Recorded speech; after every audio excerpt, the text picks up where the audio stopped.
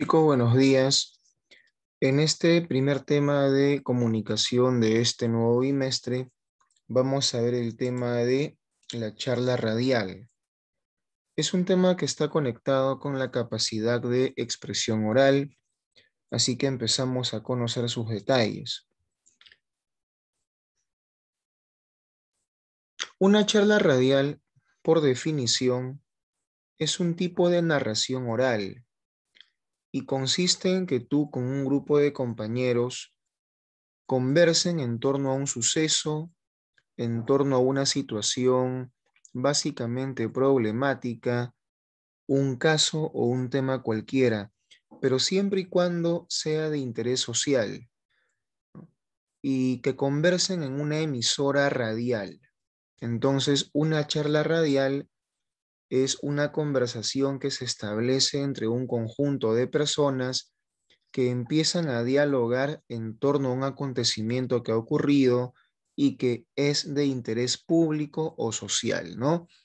A eso se le llama una charla radial.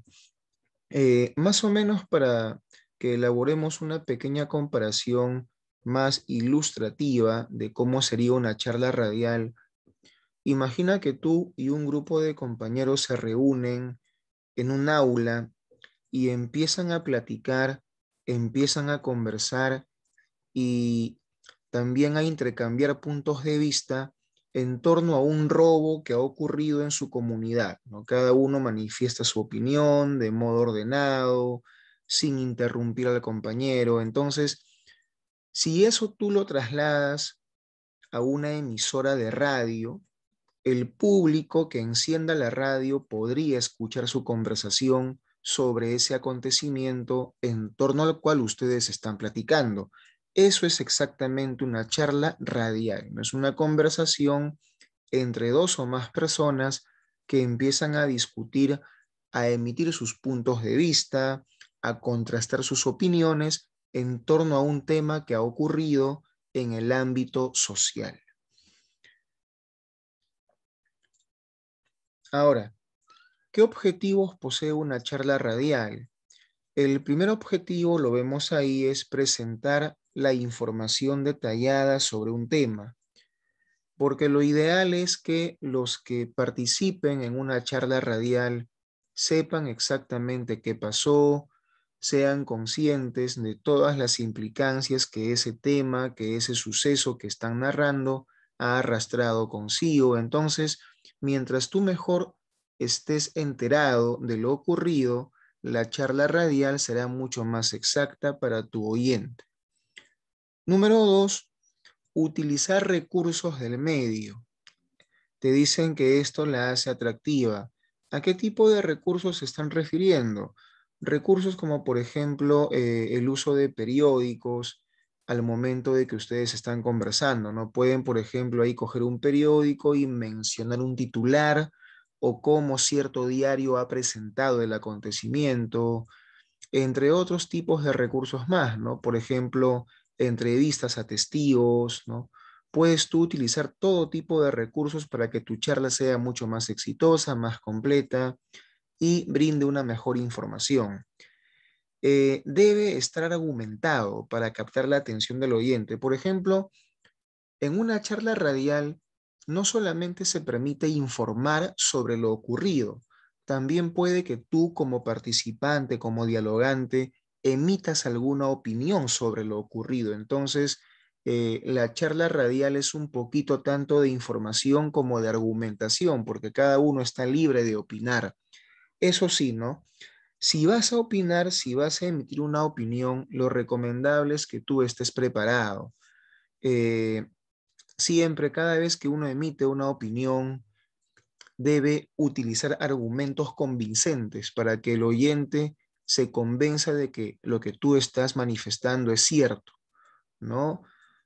Siempre se encuentra por ahí el peligro de utilizar un mal argumento. Entonces, mientras mejor preparado estés, repito, tu charla radial va a ser mucho más exitosa. Y por último, invitar a un cambio de actitud en el oyente. Sí, de repente por ahí tú con alguna opinión deseas que el oyente tome una postura definida, y para eso tendrías tú que, como dije hace un momento, utilizar argumentos convincentes para que el oyente termine pensando como tú. Entonces, esa es una charla radial, ¿no? No solamente informas lo ocurrido, también conversas en torno a lo ocurrido. Por ejemplo, ahora que han pasado las elecciones presidenciales, yo recuerdo que en las radios, cada vez que yo encendía la radio por las mañanas, habían programas de noticias en los cuales los dialogantes conversaban sobre cómo se habían llevado a cabo el proceso electoral. Me acuerdo que cada participante, cada dialogante emitía su opinión. En algunas ocasiones, algún compañero de radio se molestaba y alzaba la voz.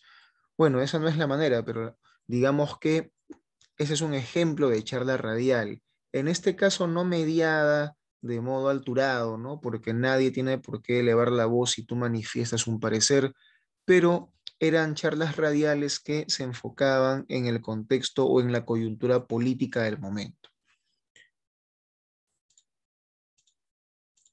Veamos un poco la estructura, ¿no? Como muchos tipos de texto, la charla radial también posee tres partes muy definidas, que son la introducción, el cuerpo y el cierre. En la introducción, uno de los dialogantes, solamente uno, ¿no? Presenta el tema en torno al cual se va a discutir, en torno al cual se va a conversar. Y debe ser un tema atractivo para que así el público no cambie de dial, ¿no? Y se quede escuchándote a ti.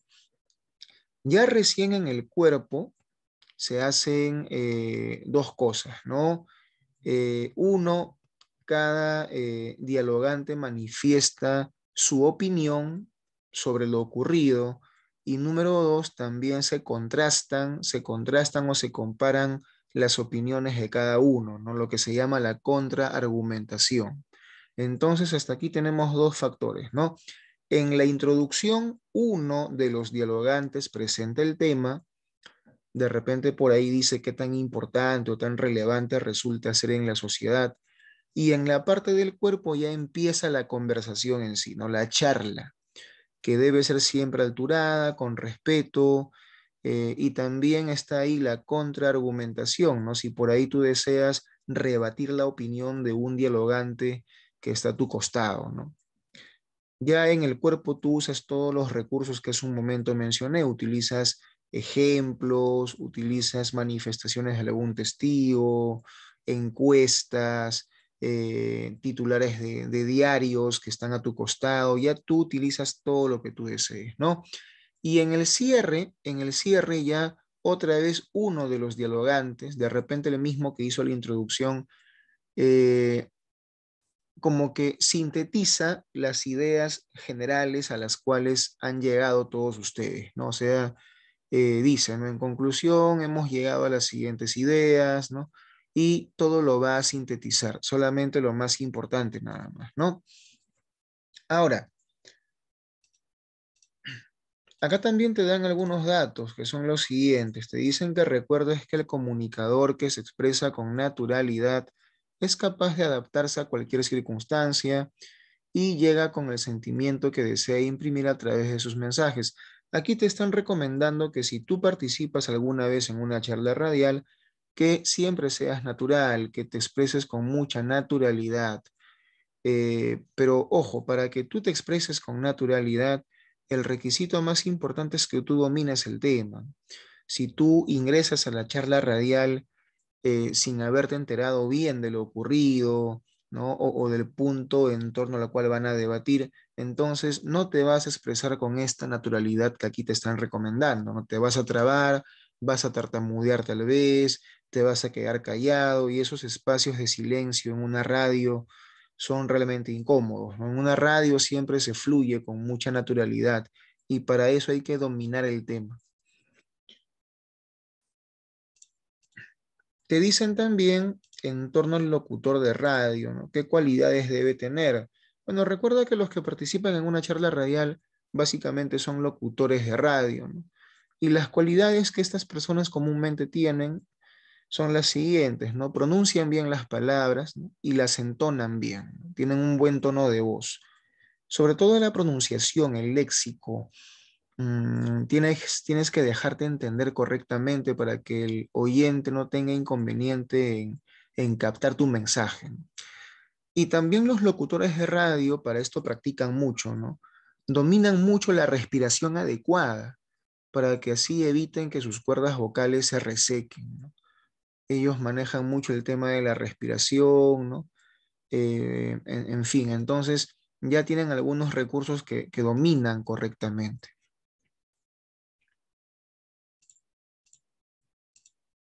En torno al programa de radio, en la definición nos ponen que es un producto comunicativo de carácter masivo. Sí, todo programa que pasen por la radio tiene un carácter masivo porque está destinado a cualquier tipo de público, no solamente un sector. Y los elementos que se pueden articular a tu charla radial son los siguientes, ¿no? Por ejemplo, cuando tú y tus compañeros están emitiendo a través de la radio una charla radial, pueden utilizar como recursos la música, una música de fondo, por ejemplo. Pueden también utilizar efectos especiales, aunque esto más se utilizan cuando son radiodramas, ¿no? Cuando son novelas radiales, no tanto charla radial. Pueden también dar a conocer alguna publicidad, lo cual es muy válido porque las empresas que deseen promocionar su producto pueden contratar la radio en la cual tú trabajas para que en tu charla radial tú emitas algún cherry que le dicen sobre este producto, ¿no? Y por último, el discurso verbal, bueno, que ya es la parte hablada por ti, ¿no? Que obviamente sí o sí va a estar presente.